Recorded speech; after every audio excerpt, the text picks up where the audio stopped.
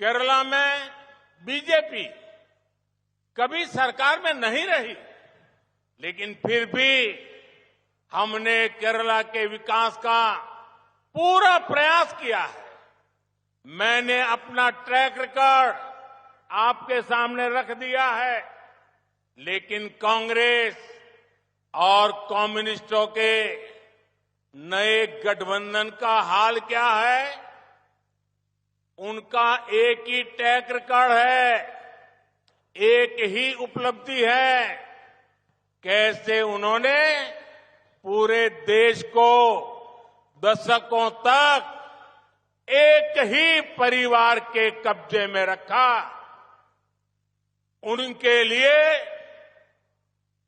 परिवार का हित देश के करोड़ों परिवारों से ऊपर रहा है। कांग्रेस का यही रंग अब कम्युनिस्टों पर भी छा चुका है।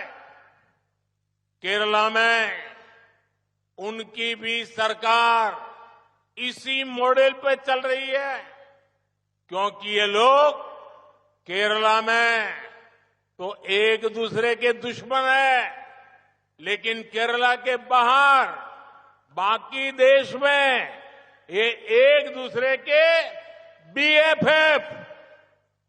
बीएफएफ यानी बेस्ट फ्रेंड फॉर एवर है।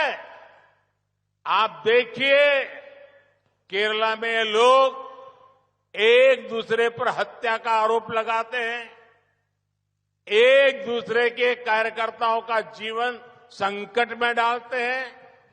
कांग्रेस ने तो कम्युनिस्ट सीएम पर घोटालों के आरोप भी लगाए और उन्होंने फांसीवादी तक बता डाला।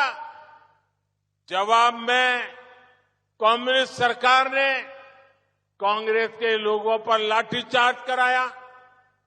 कम्युनिस्ट अब कांग्रेस की पिछली सरकारों को घोटालों का जिम्मेदार बता रहे हैं।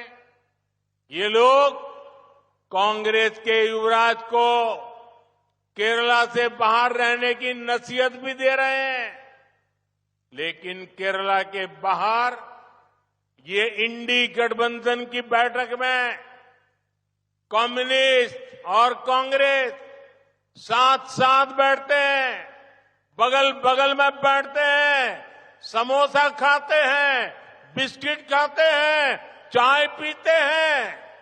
यानी तिरुवनंतपुरम में कुछ और भाषा, दिल्ली में कुछ और बोली।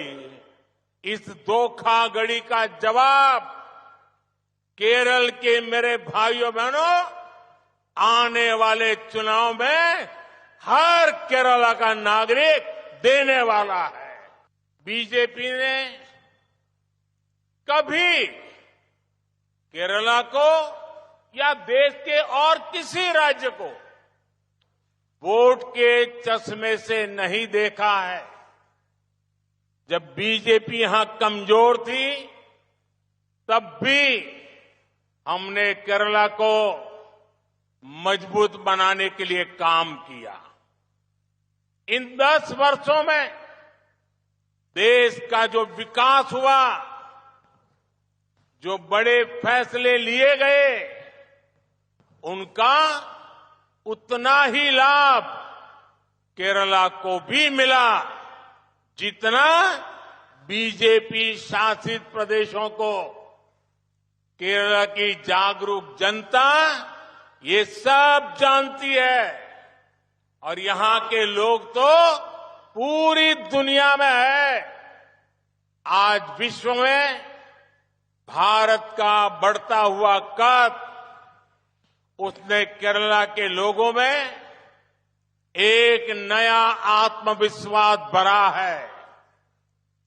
गल्फ के देशों में रहने वाले मेरे भाई बहनों ने अभी हाल ही में अनुभव किया है कि तब के भारत और आज के भारत में कितना फर्क है। 2024 का चुनाव इस नए भारत को और आगे लेकर जाने का चुनाव है। केरला के लोगों में इस बार एक अलग ही उत्साह है। 2019 में केरला में बीजेपी को लेकर जो आशा जगी थी वो 2024 में विश्वास में बदलती नजर आ रही है। 2019 में केरला ने बीजेपी एनडीए को डबल डिजिट में वोट दिया था। 2024 में केरला डबल डिजिट में सीट देने का मन बना रहा है। मैं केरला से इसी आशीर्वाद की अपेक्षा भी करता हूं।